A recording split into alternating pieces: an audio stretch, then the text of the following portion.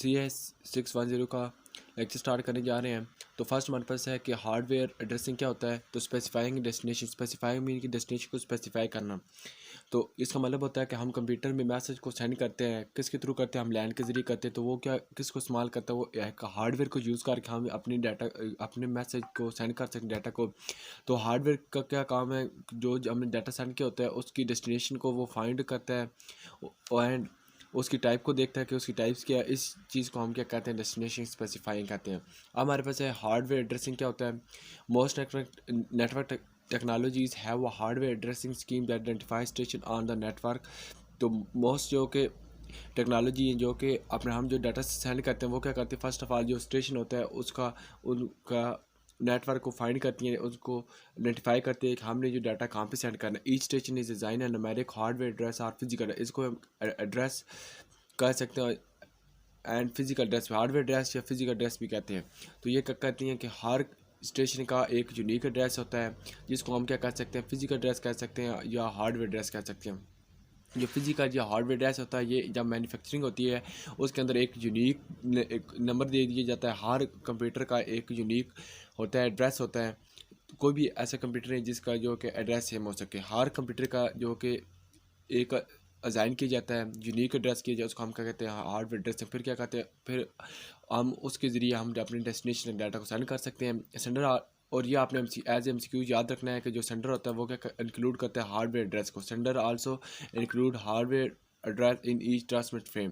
जब हम जो कि फ्रेम को ट्रांसमिट करते हैं तो कौन हमारे जो कि एड्रेस को इंक्लूड करता है, वो हमारे पास सेंडर होता है। In this way only one station identify in frames receive copy of frame. तो ये आपने देख लेना है। Most LAN technology include sender hardware address in frame. अब हमारे पास ये डायग्राम दी गई है। अब हमारे पास लैन इंटरफेस है। लैन का आपने याद रखना है लोकल एरिया नेटवर्क है। Its adds hardware address error detection. और जो हार्डवेयर एड्रेस का काम होता है कि एरर को डिटेक्ट करना आउटगोइंग फ्रेम।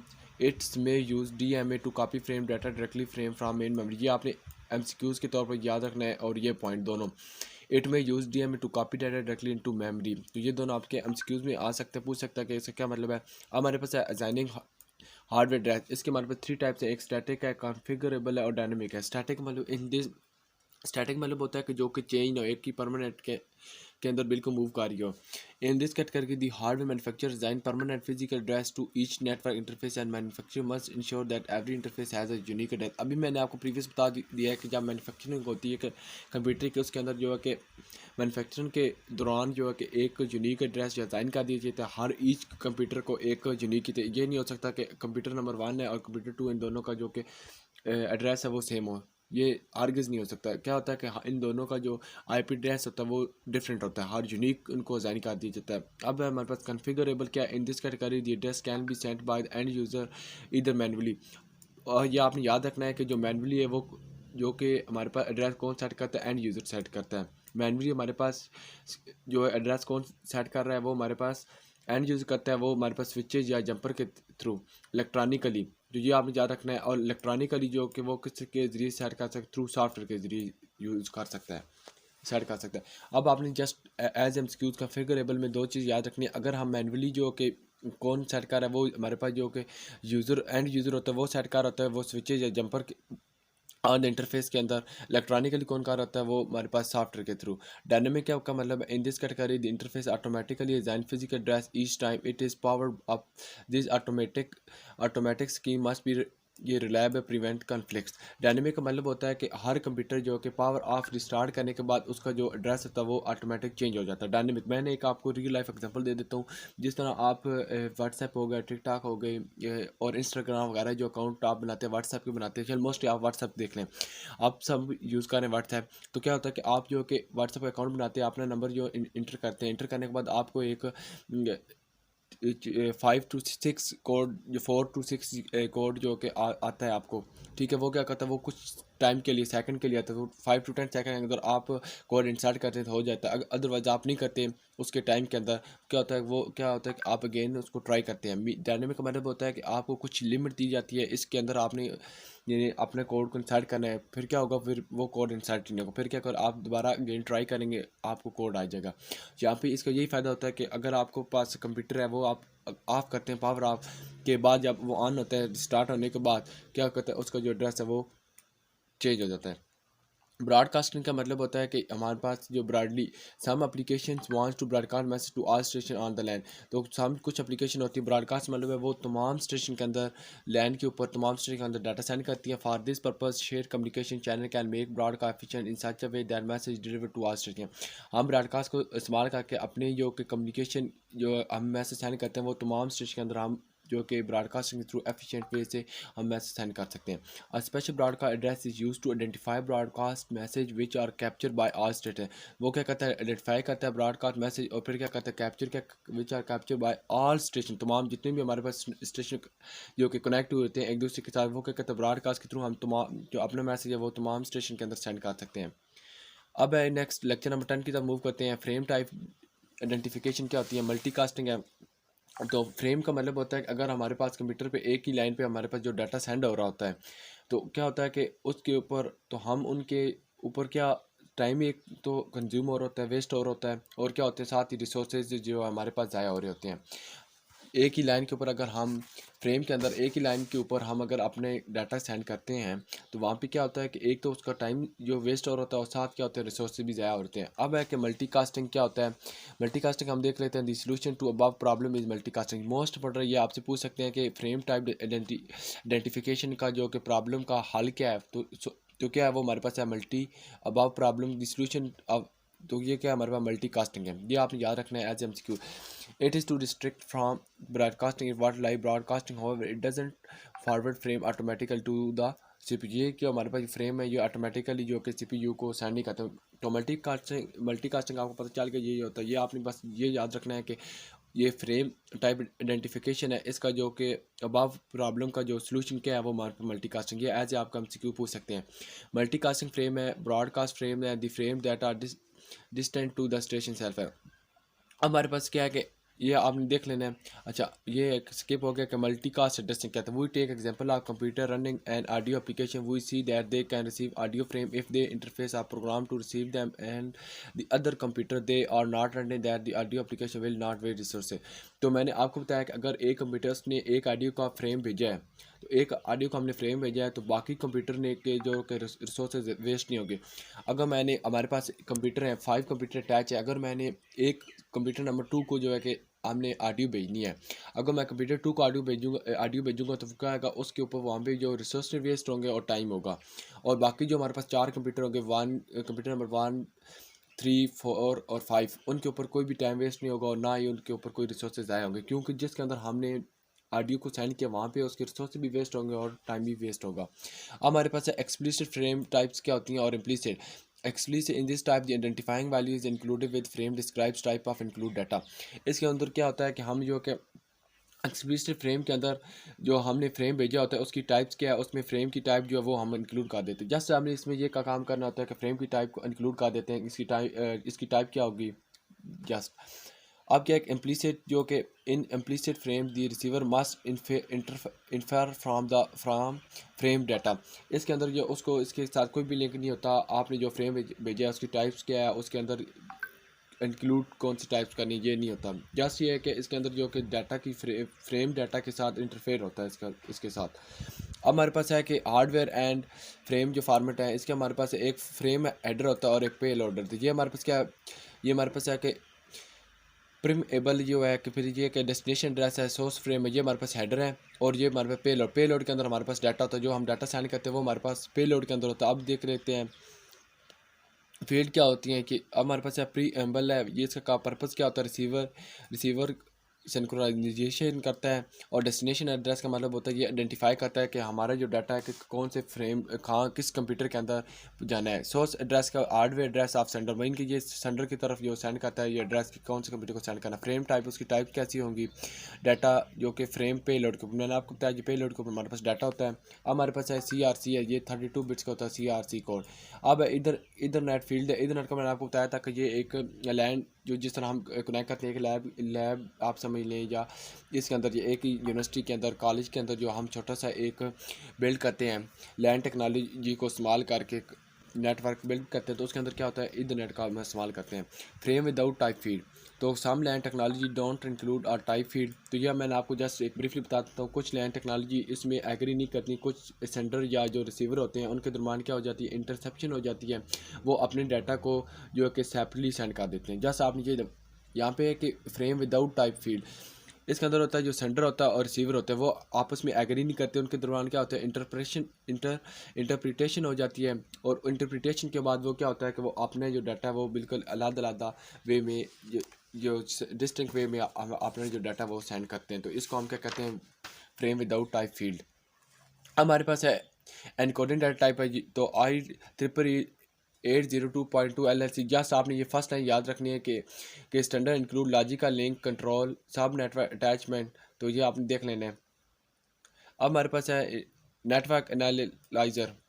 एनालाइजर क्या होता है कि network analyser also called a network monitor, ये आपने देख लेना। इसको हम क्या कहते हैं, नेटवर्क मॉनिटर भी कहते हैं। Network sniffer is use to examine the performance of debug on network. तो ये क्या करता है कि हमारी अपनी जो हमारे पास उसके अंदर कोई भी एरर वगैरह आ जाता है नेटवर्क का, उसको एक तो उसको क्या करता है उसकी परफॉर्मेंस को एग्जामिन करता है, देखता है, और साथ उसके अंदर कोई एरर वगैरह आ जाता है तो उसको क्या करता है, ठीक करता है, प्रॉब्लम को जो सोल्यूशन प्रॉब्लम होता है उसको हल करता है। अब नेक्स्ट हमारे पास है लेक्चर नंबर 11 है इंटरफेस हार्डवेयर क्या होता है। Network interface hardware, CPU can't process data at network speed, so in order to connect to network computer system, the special purpose hardware for network connection with each consistent typically separate card in the block plane। तो ये आपको मैंने बता दूं NIC का आपके MCQ पूछ सकते हैं। स्टैंड फॉर क्या होता है, नेटवर्क इंटरफेस कार्ड होता है। तो मैं आपको एक एग्जांपल को बताता हूँ। ये हमारे पास ये CPU है, CPU की बैक साइड पे ये हमारे पास नेटवर्क इंटरफेस कार्ड होता है जिसके जरिए हम अपने इंटरनेट को कनेक्ट कर सकते हैं। तो इससे ये होता है कि हमारी जो इंटरनेट की स्पीड जो है कि वो फास्ट हो जाती है। ये आपने जस्ट याद रखना। The connector on NIC at the back of computer then accept a to physically network the CPU structure in show in figure. यही मैंने आपको बताया कि जो CPU की बैक साइड पे नेटवर्क इंटरफेस कार्ड होता है जिसके जरिए हम फिजिकली किसी वायर के जरिए, फिजिकल मतलब होता है कि हम वायर के जरिए हम इसको कनेक्ट करते हैं इंटरनेट को। तो क्या होता है कि ये इसको और नेटवर्क इंटरफेस कार्ड के दो नाम हैं आप यार। एक हम इसको बोलते हैं कि NIC नेटवर्क अडाप्टर कार्ड बोल सकते हैं, और सेकंड हम बोल सकते हैं कि नेटवर्क इंटरफेस कार्ड। तो ये आपने एज ए MCQs और शार्ट क्वेश्चन आपने तैयार करना है। नेटवर्क इंटरफेस कार्ड, अब जस्ट ये बताना है कि CPU के बैक साइड में नेटवर्क इंटरफेस कार्ड होता है जिसके जरिए हम अपने जो कि हम इंटरनेट को जो कनेक्ट करते हैं वो नेटवर्क इंटरफेस कार्ड के जरिए कनेक्ट करते हैं, और वो किसके जरिए कर, एक फिजिकल वायर के जरिए हम जो कि CPU की बैक साइड पे इंसर्ट करते हैं। जैसा आपने ये याद रखना है नेटवर्क इंटरफेस कार्ड के मतलब। अब हमारे पास NIC है, नेटवर्क हार्डवेयर क्या होते हैं। तो NIC और मैंने आपको बता चुका हूँ क्या होते हैं। NIC and CPU you processing क्या होता है। NIC contains sufficient hardware to process data independent of system CPU, in which some NIC contains separate microprocessor. In addition to this, it's also include analog circuitry interface system, buffering and processing. NIC look like an other input-output device to system CPU. The system CPU form message request and send instruction to NIC transmit data। तो ये क्या होता है कि जो CPU होता है वो क्या करता है, मैसेज की रिक्वेस्ट सेंड करता है, इंस्ट्रक्शन सेंड करता है NIC को, वो क्या करता है डाटा को ट्रांसमिट करता है, और NIC क्या करता है रिसीव करता है इंटरप्ट ऑन कमिंग डाटा। जो कि इंटरप्ट होता है डाटा जो आ रहा होता है वो क्या करता है NIC उसको गाइड करता है। हमारे पास है एक थिन इथरनेट है और एक हमारे पास है थिक इथरनेट है। थिन का मतलब होता है हमारे पास, मैं आपको बता देता हूँ कि थिन और थिक में दोनों में डिफरेंस क्या होता है। थिक का मतलब होता है कि किसी एक वायर के साथ डिफरेंट कनेक्शन को या मल्टीपैक कनेक्शन को हम आपस में जब कनेक्ट करते हैं, कंबाइन करते हैं, वो हमारे पास क्या कराता है, थिन इथरनेट कराता है। अब हमारे पास है थिक में क्या डिफरेंस होता है, थिक क्या होता है। अब मैं आपको एक बता देता हूँ इसका, यहाँ पे मैंने एग्जांपल बताई थी, ये देखिए। थिन और थिक का डिफरेंस आपने याद रखना है। थिन का मतलब होता है यूज़ द कोएक्सियल केबल, और थिक जो होता है वो यूज थिन कोएक्सियल केबल, और जो थिक होता है ये हमारे पास कोएक्सियल केबल यूज़ करता है। Cheaper and easy to install. जो कोएक्सियल केबल होती है जो थिन, ये क्या करती है, इसको ये एक तो हमारे पास सस्ती होती है, इतनी इसके ऊपर कॉस्ट कंज्यूम नहीं होती, और ये क्या होता है, इसको इंस्टॉल करना ईजी होता है। कोएक्सियल अब है AUI cable carry digital signal from NIC to transceiver. ये क्या करता है, डिजिटल जो सिग्नल होते हैं वो कैरी करता है किससे, नेटवर्क इंटरफेस कार्ड से किस तक, वहाँ पे रिसीवर तक। Transceiver electronically are built into NIC and NIC connect directly to the. ये क्या करता है, ट्रांसीवर जो इलेक्ट्रॉनिकली नेटवर्क इंटरफेस कार्ड के जरिए बिल्ट होता है, और फिर क्या करता है NIC उसको डायरेक्टली कनेक्ट कर सकता है किसी मीडियम के जरिए, नेटवर्क मीडियम के जरिए डायरेक्टली कनेक्ट हो सकता है। अब हमारे पास transceiver generate analog signal on coaxial cable. Transceiver क्या होते हैं, जो कि एनालॉग सिग्नल को जनरेट करते हैं कोएक्सियल केबल के अंदर। अब हमारे पास coaxial cable use BNIC connected to on NIC। जो कोएक्सियल केबल होती है यूजेज थिन कोएक्सियल केबल के अंदर, थिन के अंदर वो क्या करती है कि coaxial cable use BNIC connector on किसके ऊपर, नेटवर्क इंटरफेस कार्ड के ऊपर।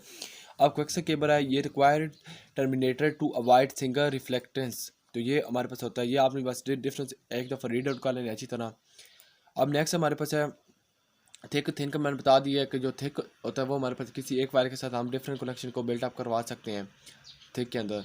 थिन का मैंने आपको बता दिया। अब जो हमारे पास है कि लैंड वायरिंग, लेक्चर नंबर 12 के अंदर हम देखते हैं 10 का मतलब ये एज MCQs आपने फर्स्ट लाइन देख लेनी है। This is another standard of wiring scheme, it is commonly called, इसको क्या कहते हैं, 10 twisted pair cable, twister pair, ये RTP इथरनेट, इन दोनों को ये कह सकते हैं। जो ये आपको MCQs इतना दिए होगा और ये आपका ब्लैंक छोड़ा होगा, ये 10 ट्विस्टर पेयर या TP इथरनेट आ सकता है।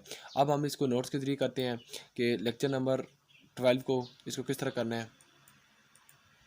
अच्छा, ये हमारे पास लेक्चर नंबर 12 स्टार्ट हो रहा है यहाँ से, हब से। हब क्या होती है, आपको मैंने अभी प्रीवियस हम लेक्चर CS 601 में पढ़ चुके थे। ये हमारे पास एक सेंट्रल डिवाइस पड़ी होती है जो हब होती है। इसके ज़रिए क्या होता है कि हम बहुत सारे कंप्यूटर को आपस में क्या करते हैं, अटैच करवा सकते हैं, अटैच कर सकते हैं इस तरह। अब मैं आपको बताता हूँ किस तरह। अब it is central device which can connect to the different kind of device है। तो ये देखें एक सेंट्रल डिवाइस जिसके जरिए मैंने यहाँ पे 3 जो कि नेटवर्क जो कि कनेक्ट किए, किसके जरिए किए हैं, वो हब के जरिए किए। It is another name is Ethernet in a box. इसका जो सेकंड नेम होता है वो होता है इथरनेट इन अ बॉक्स। ये एज MCQs आपने याद रख लेना है। इसका जो कि सेकंड नेम क्या है, it can be connected into a larger Ethernet. ये हम इसको बिल्ट करवा देते, कनेक्ट करवाते हैं लार्जर इथरनेट के लिए। It make management easier. इसको जो कि इसके अंदर कोई प्रॉब्लम वगैरह आ जाती है, कोई जो कि वायर वगैरह कट हो जाती है, कनेक्शन के अंदर कोई प्रॉब्लम आ जाती है, उसको जो कि उसकी मैनेजमेंट करना वो क्या हो सकता है, ईजी होता है। Bottom line in 10 is most popular because of low cost. Low cost की वजह से जो 10 है ये मोस्ट पॉपुलर है। अब हमारे पास है कंपेरियन ऑफ वायरिंग स्कीम क्या होती है। ये एक केबल होती है, जो एक केबल होती है जिसको हम एज अ वायर यूज़ कर सकते हैं। इसमें जो कि फाइबर ऑप्टिक्स हो गई, ट्विस्ट रिपेयर हो गई, और स्टार टोपोलॉजी हो गई, फाइबर ऑप्टिक्स हो गई वगैरह, जो ये वायरिंग होती है। आपको प्रीवियस पढ़ चुके हैं जो फिजिकली कौन कौन सी हमारे पास जो कि केबल्स होती हैं। अब है कि नेटवर्क टोपोलॉजी और हमारे पास है नेटवर्क टोपोलॉजी और वायरिंग टोपोलॉजी क्या होती है। नेटवर्क टोपोलॉजी में इसमें हम ये दोनों चीज़ें जो होती हैं एज हम नेटवर्क टोपोलॉजी इस्तेमाल करते हैं। एक हमारे पास है सेकंड है कि 10 बस and token ring. Token ring आपको मैंने बता चुका हूँ कि प्रीवियस लेक्चर में कि टोकन रिंग क्या होता है। रिंग के लिए हम इस्तेमाल करते हैं, ड्रिंक के लिए हम क्या इस्तेमाल करते हैं, 10 बस। अब हमारे पास है वायरिंग टोपोलॉजी, इसके अंदर एक स्टार टोपोलॉजी इस्तेमाल करते हैं। वायरिंग टोपोलॉजी के हम क्या करते हैं, स्टार टोपोलॉजी का यूज़ करते हैं। अब हमारे पास फिल्टरिंग क्या होता है। फिल्टरिंग ये एक ऐसी टेक्नोलॉजी है, फ्रेम में हम अपनी वैल्यू डाटा को हर सेपरेट ब्लॉक या बॉक्स के अंदर स्टोर करते हैं। फ्रेम में अपना डाटा स्टोर करवाते हैं कंप्यूटर के लैंग्वेज में, और जो फिल्टरिंग का काम होता है इन वैल्यू को के साथ वैल्यू को मैच कराना और उनको कैप्चर करना। जो स्पेसिफिक वैल्यू होती है, बड़ी वैल्यू जो कि बड़ी हो वैल्यू फ्रेम के अंदर मैच करवाते हैं। मैंने कि ये फिल्टरिंग का काम होता है कि जो वैल्यू होती है उनको आपस में जो कि कैप्चर करवाना और मैच करवाना। जो स्पेसिफिक वैल्यू होती है पड़ी हुई होती हैं फ्रेम के अंदर, उनको क्या करता है, ये फिल्टरिंग का काम होता है कि मैच करवाना। फ्रेम के अंदर जो वैल्यू पड़ी होती है उनका फिल्टरिंग का काम होता है कि उनको फ्रेम के अंदर जो को मैच करवाता है। Advantages and disadvantages of wiring scheme. इसके एडवांटेज और डिसएडवांटेज देखते हैं क्या होते हैं। वायरिंग जो कि को कनेक्शन इस्तेमाल कर रही है, वायरिंग को हम किस इस्तेमाल करते हैं, कनेक्शन के लिए इस्तेमाल करते हैं। जिस तरह फैब्रिक ऑप्टिक्स केबल होगी, कोएक्सियल केबल है, इस तरह केबल वगैरह, इनके फ़ायदे और नुकसान क्या हैं। रिलायबिलिटी इशू मतलब हब के साथ काफ़ी कंप्यूटर जो कि एक कंप्यूटर में कोई मसला आ गया हो। मैं आपको ये यहाँ पे बताता हूँ एक दफ़ा। ये देखें मैंने आपको बताया था ये एक हमारे पास सेंट्रल डिवाइस है और इसके साथ बहुत सारे कंप्यूटर आपस में कनेक्ट है। अगर हमारे पास इसके अंदर ये हमारे पास कंप्यूटर इसके अंदर कोई एरर आ गया तो बाकी के ऊपर कोई कंप्यूटर के ऊपर इन दोनों कंप्यूटर का कोई इफेक्ट नहीं पड़े, ये एज वर्किंग कर रहे होंगे। लेट्स सपोज अगर हमारे पास इस हब के अंदर अगर कोई मसला आ जाता है तो ये पूरे का ये पूरे नेटवर्क होगा, ये हमारे पास डिस्ट्रॉय हो जाएगा, ये आपस में कम्युनिकेशन नहीं कर सकते। अगर किसी एक दो कंप्यूटर के अंदर कोई मसला आ जाता है तो कोई मसला नहीं है, बाकी कंप्यूटर के ऊपर कोई इफेक्ट नहीं है, वो अपना काम जारी रखेंगे, कंटिन्यू रखेंगे। अदरवाइज़ बाकी जो कंप्यूटर अगर हब के अंदर जो कोई मसला आ जाएगा तो ये तमाम जो नेटवर्क है ये क्या हो जाएंगे, डिस्ट्रॉय हो जाएंगे। ये आपको मैंने अभी बता दिया। कास्ट इशू का मतलब है जब डिफरेंट कैटेगरी के हम वायर इस्तेमाल करते हैं तो उसके ऊपर ज़्यादा कास्ट इस्तेमाल होती है। मीन कि अगर हम जो कि फाइबर ऑप्टिक्स जो केबल को इस्तेमाल करते हैं ये ज़्यादा जो कि कास्टली है as compare to twister pair cable के या कोएक्सियल केबल के। तो ये हर जो केबल होती है जितनी वो उसके अंदर एडवांटेजेस होंगे वो इतनी वो क्या होगी, कास्टली होगी हमारे पास। जिस तरह थिक इथरनेट है, थिन इथरनेट है, ट्विस्टेड इथरनेट है, अभी आपको बता चुका। अब एक आपने एमसीक्यूज याद रखना है कि 10 इज़ ऑफन कॉल्ड। जितना ये आपसे एमसीक्यूज पूछेंगे और ये किसके इसका जो आंसर होगा वो हमारे पास होगा आर स्टार शेप बस होगा। अब टोपोलॉजी एक हमारे पास लॉजिकल और फिजिकल। लॉजिकली आपको पता है कि जो चीज़ किसी प्लानिंग के थ्रू हम बनाते हैं या करते हैं, उस वर्क करते हैं, इम्प्लीमेंट करते हैं, उसका कोई ना कोई जो लॉजिक होता है, उसकी लॉजिक जो हम डिफ़ाइन भी करते हैं, मतलब कौन सी चीज़ कैसे इस्टेब्लिश हुई है वो हमारे पास लॉजिक कहलाती है। लॉजिक का मतलब होता है कि जो भी कोई चीज़ है हम किसी प्लानिंग के थ्रू काम करते हैं वो हमारे पास लॉजिक रहती है, और जो जब वो इम्प्लीमेंट करके हम उस चीज़ को बिल्ड करते हैं तो हम एक लॉजिकली बता देते हैं कि हमने इस चीज़ को ऐसे इस्टेब्लिश किया है, ये इसका वर्क ये होगा, ये इसको लॉजिक करते हैं। अब हमारे पास फिजिकल क्या होता है? फिजिकली जिस चीज़ को हम छू सकते हैं फिजिकली, जिस तरह हमारे पास ट्विस्टर पेयर केबल हो गई, कोएक्सियल केबल थी मैंने आपको बताया था, और फाइबर ऑप्टिक केबल, ये तमाम क्या थी, हम ये हमारे पास फिजिकली केबल थे। ये क्या करती है, इस depend on the wiring scheme. और ये किसके ऊपर डिपेंड करती है? वायरिंग स्कीम के ऊपर डिपेंड करती है। एमसीक्यूज आपने देख लेना है कि नेटवर्क इंटरफेस कार्ड जो है वो मल्टीपल वायरिंग स्कीम को सपोर्ट करता है, यानी ये आप पूछेंगे जो नेटवर्क इंटरफेस कार्ड है वो मल्टीपल वायरिंग स्कीम को सपोर्ट करता है यानी यस या नो, तो आपने ये आंसर लगाना है यस करता है। 10/T version of twisted pair Ethernet operate at 10 Mbps। तो ये हमारे पास है कि जो 10/T वर्जन है ये ऑपरेट का मतलब होता है, ये एक साइकिल होता है, साइकिल के अंदर जो ऑपरेशन होते हैं कितनी दफ़ा वो ऑपरेट कर रहे होते हैं उसको हम क्या कहते हैं, ऑपरेट करते हैं। 10/T twisted pair Ethernet operate at 100 Mbps। जो हमारे पास वर्जन है, वर्जन का यूज़ नहीं होगा तो वो ऑपरेट करेगा। तो क्या इन दोनों की जो स्टेटमेंट दी गई है इनके ऊपर जो है कि कोई भी डिफरेंस नहीं आ रहा, जस्ट आपने ये याद रख लेना है जहाँ पे वरी का इस्तेमाल होगा वहाँ पे वो ऑपरेट करेगा इंटरनेट के 10 Mbps के ऊपर करेगा, मेगाबिट्स पर सेकंड पे, और जहाँ पे वरी का लफ्ज़ वर्ड यूज़ नहीं होगा, जहाँ पे नहीं इस्तेमाल वो 100 Mbps पे इस्तेमाल ऑपरेट करेगा। ऑटो निगोटेशन क्या होती है? ऐसी टेक्नोलॉजी है कि जो कि हमारे पास बैकवर्ड चलती है, सॉफ्टवेयर और हार्डवेयर की जो पार्टिसिपेट को अलाउ करती है।